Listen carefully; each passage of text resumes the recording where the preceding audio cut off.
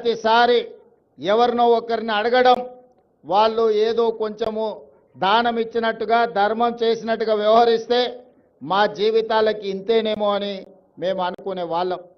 కానీ 2023 ఫిబ్రవరి 6 నాడు ప్రజాపాలన తీసుకురావాలి, ప్రజల దగ్గరికి వెళ్ళి వారి సమస్యలు తెలుసుకోవాలని ఆలోచన చేసినప్పుడు ఎక్కడి నుంచి ఈ పాదయాత్ర మొదలు పెట్టాలి అని చర్చ జరిగింది. మిత్రులు చాలా రకాలుగా సూచనలు సలహాలు ఇచ్చిండ్రు. చివరికి నేను పెద్దలు వేం నరేందర్ రెడ్డి గారు ఆలోచన చేసి అక్కడో ఇక్కడ ఎక్కడో కాదు, మా ఇంటి ఆడబిడ్డ అయిన సీతక్క ప్రాంతం నుంచి మేడారం జాతర సమ్మక్క సారలమ్మ ఆశీర్వాదం తీసుకొని పాదయాత్ర మొదలు పెడదాం. ఒక సంకల్పం తీసుకొని బయలుదేరిన వాళ్ళు ఎవరు చరిత్రలో ఓడిపోలేదు. కాబట్టి ప్రజలకు ప్రజాపాలన అందించాలన్న సంకల్పంతో మనము సమ్మక్క సారలమ్మ ఆశీర్వాదం తీసుకొని బయలుదేరదామని ఆనాడు ఇక్కడి నుంచి పాదయాత్ర మొదలుపెట్టినాం. సరిగ్గా 2 రోజులు 3 రోజుల ముందే సీతక్కకు చెప్పినాం. సీతక్క అన్నది, అన్న సమయం లేదు, 24 గంటలు 48 గంటల్లో ఈ కార్యక్రమం చేయడం కష్టమవుతుందేమో అని. నేనన్నా, అక్క సంకల్పం ఉంటే కార్యక్రమం విజయవంతం అవుతుంది, నువ్వు ఎలాంటి ఆలోచన చెయ్యకు, పనులు మొదలుపెట్టు అని చెప్పి ఆనాడు ఫిబ్రవరి 6, 2023 నాడు ఇదే గద్దెల నుంచి గద్దెల ముందు ప్రణమిల్లి ఖచ్చితంగా ఈ తెలంగాణకు పట్టిన చీడ పీడ విరగడి కలిగిస్తాం, దొరల పాలన నుంచి ప్రజా పాలనకు తీసుకొస్తామని ఇక్కడ వేదిక మీద నుంచి ఆనాడు చెప్పడం జరిగింది. అందుకే మిత్రులారా, ప్రజలు ఆశీర్వదించారు, అవకాశం వచ్చింది. ఈనాడు అభివృద్ధి కార్యక్రమాలు చేయాలన్న సంకల్పంతో ముందుకు వెళ్తున్నాం. అభివృద్ధి అంటే అద్దాల మేడలు రంగుల గోడలే కాదు, ప్రజల జీవన ప్రమాణాలు పెంచాలి. ముఖ్యంగా ఆదివాసీలు అంటే ఈ దేశం యొక్క మూలవాసులు.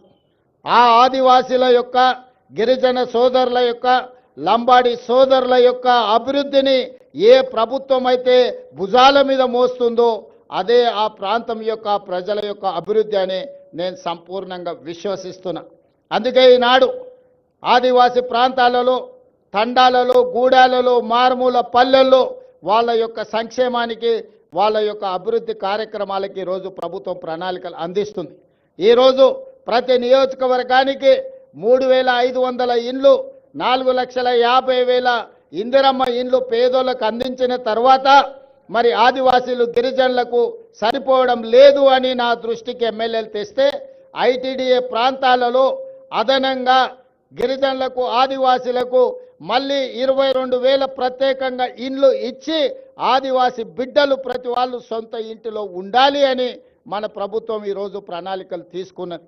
ఈ విధంగా ఏ విషయం వచ్చినా వాళ్ళకి ఇవ్వాల్సిన వాటా కోటా ఇవ్వాల్సిందే, అదనంగా ఇంకొంత ఇవ్వాలి. ఎందుకంటే దశాబ్దాలుగా వాళ్ళకు అన్యాయం జరిగింది, నష్టం చేకూరింది. కాబట్టి వాటిని సరిదిద్దడానికి ప్రయత్నాలు చెయ్యాలి అని చెప్పి ఈరోజు మన ప్రభుత్వం ముందుకు వెళ్తుంది. అందుకే ఈనాడు సన్న బియ్యం ఇచ్చిన, రేషన్ కార్డులు ఇచ్చిన, రైతు రుణమాఫీ చేసిన, రైతు భరోసా పథకాన్ని అమలు చేసిన, ఇందిరమ్మ ఇండ్లు ఇచ్చిన, ఈరోజు దేవాలయాల అభివృద్ధి కార్యక్రమాలను చేపట్టిన, ఆదివాసీలను, గిరిజనులను దృష్టిలో పెట్టుకొని వాళ్ళకి ఏ విధంగా మేలు జరుగుతుందో దాని ప్రకారం ప్రణాళికలు సిద్ధం చేసుకొని ఈనాడు మన ప్రభుత్వం ముందుకు వెళ్తుంది. గతంలో లేనంత గొప్పగా ఈనాడు దళితులకు, గిరిజనులకు మన మంత్రివర్గంలో కానీ మన ప్రభుత్వంలో కానీ ఎంతో ప్రాధాన్యత ఇవ్వడం జరిగింది. పరిపాలనలో భాగస్వాములు చేసుకుంటూ ప్రణాళికబద్ధంగా వాళ్ళ అభివృద్ధి కోసం నిర్ణయాలు తీసుకుంటూ ముందుకు వెళ్తున్నాం. ఇవాళ మిత్రులారా, ఈ కార్యక్రమం ఈరోజు సమ్మక్క సారలమ్మ గద్దెల మరియు ప్రాంగణ అభివృద్ధి పునర్నిర్మాణ కార్యక్రమము జీవితంలో వచ్చిన గొప్ప అవకాశం. ప్రతి మనిషి జన్మిస్తుంటాడు, మరణిస్తుంటాడు, కానీ కొద్ది మందికే అరుదైన అవకాశాలు వస్తుంటాయి.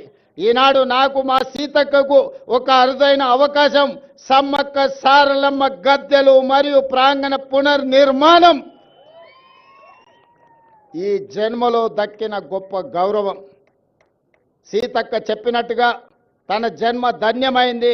ఒక్కసారి గుట్టల మీద నుంచి అమ్మను గద్దెల మీద కూర్చోబెట్టే అవకాశం వస్తే నాకు ఈ జన్మకు చాలు అనుకుంది. కానీ గతంలో ఇతరుల దగ్గరికి వెళ్ళి రిప్రజెంటేషన్స్ ఇచ్చి మాకు నిధులు ఇవ్వండి అని అడిగే పరిస్థితి ఉండే.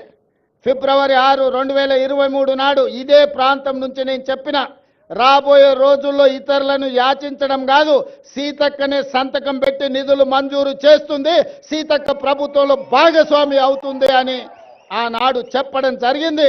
ఈనాడు చేసి చూపిస్తున్నాం. సమ్మక్క సారలమ్మ ఈ ప్రాంత అభివృద్ధి కోసం నిధులకు వెనక్కి అడుగు వేసే సమస్యనే లేదు. ప్రభుత్వానికి నిధుల సమస్య ఉండొచ్చు, అవసరమైతే ఇంకెక్కడైనా తగ్గిస్తాం. కానీ సమ్మక్క సారలమ్మ యొక్క అభివృద్ధి కోసం ఎన్ని కోట్ల రూపాయలైనా ప్రభుత్వం విడుదల చేస్తుంది, సరైన సమయంలో పూర్తి చేస్తుంది. నిర్మాణ కార్యక్రమం మాదై ఉండొచ్చు, కానీ గిరిజనుల యొక్క సాంప్రదాయాన్ని కాపాడుకునే బాధ్యత వాళ్ళదే.